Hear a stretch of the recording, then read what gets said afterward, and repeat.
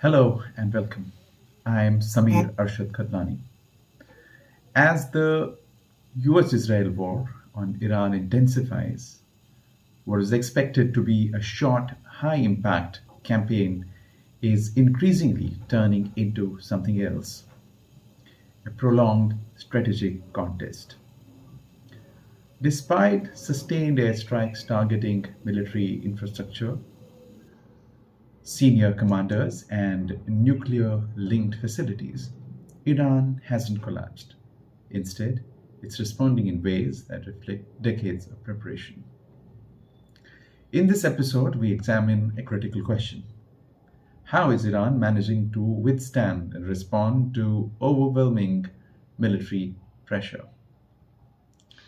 Iran's military doctrine did not emerge overnight. It's rooted in trauma and experience. The Iran-Iraq War of 1980s, and particularly Iraq's missile strikes on Iranian cities, left a deep psychological impact.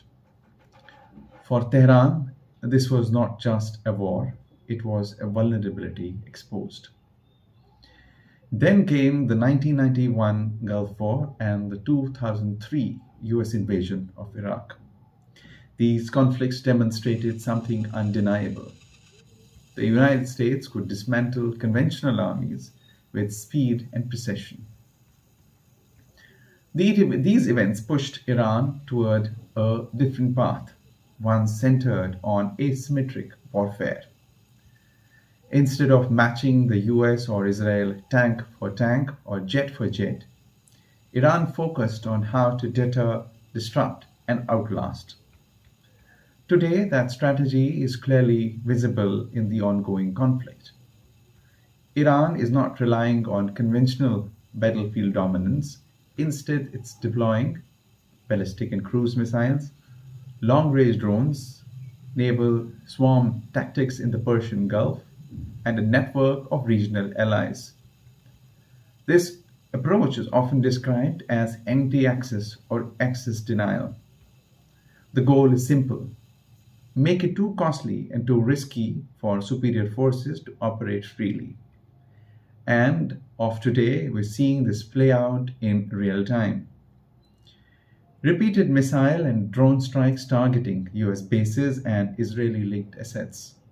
Disruption in key maritime routes, especially the Strait of Hormuz, and calibrated retaliation strong enough to signal capability but measured enough to avoid total escalation. Iran, in essence, is fighting a war of endurance, not speed. One of the most striking aspects of Iran's military evolution is its adaptability. Despite decades of sanctions, Tehran has developed a wide range of indigenous systems: precision guided ballistic missiles, advanced drone fleets, air defense systems like Power 373, and potentially hypersonic capabilities such as Fatah 2 missile. The Fatah 2 reflects Iran's success in developing high speed, maneuverable weapons that are harder to intercept. And at the same time, Iran is focused on short range tactical systems like the Fatah 360 and Ababil missiles, weapons designed for accuracy and battlefield flexibility. These systems blur the line between traditional missiles and guided artillery, allowing Iran to strike with precision at low cost. Iran's capabilities are no longer confined within its borders. In recent years, Iran has supplied drones and missile systems to Russia, expanded its defense exports, and strengthened its role in shifting global arms network. This has given Tehran both economic leverage and battlefield feedback, allowing it to refine its systems under real world conditions. Despite its growing capabilities, Iran's strategy has limits. Its doctrine remains focused on deterrence and defense, not outright conquest.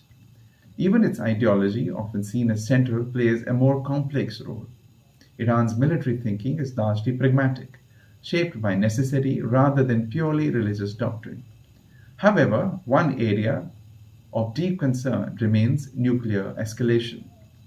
Iran has long maintained that nuclear weapons are forbidden under Islamic law. But statements in recent years suggest that position could shift if the country's survival is at stake. As the current war intensifies, this raises a critical question.